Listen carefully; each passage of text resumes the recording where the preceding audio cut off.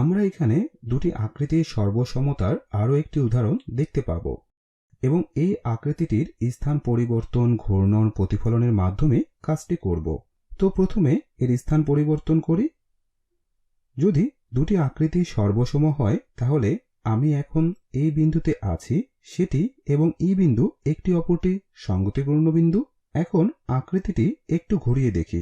ওহ, ওই স্থানে না, আমি এটিকে ই বিন্দুতে ঘোরাতে চেয়েছিলাম। যেহেতু এরা আগে থেকেই একে অন্যের উপর ঠিক এরকম ভাবে আছে, এখন যদি একে প্রতিফলিত করি, না, মিলছে না। দেখতেই পাচ্ছ এটি বেশ ঝামেলার। দেখো, এখানে এই বিন্দু, এই বিন্দু এবং এই বিন্দু ঠিক জায়গায় স্থাপিত হয়েছে, কিন্তু সি বিন্দু তার সঙ্গতিপূর্ণ বিন্দুতে বসেনি। তাহলে এই বহুভুজ দুটি সর্বসম নয়। এ কারণে ঘূর্ণন ঠিকভাবে কাজ করছে কিনা নিশ্চিত করতে এই কাজটি করা গুরুত্বপূর্ণ। তাহলে এ দুটি সর্বসম নয়। স্থানান্তর, ঘূর্ণন এবং প্রতিফলনের মাধ্যমে আমি দুটি আকৃতিকে একটির উপর অপরটি স্থাপন করতে পারি না।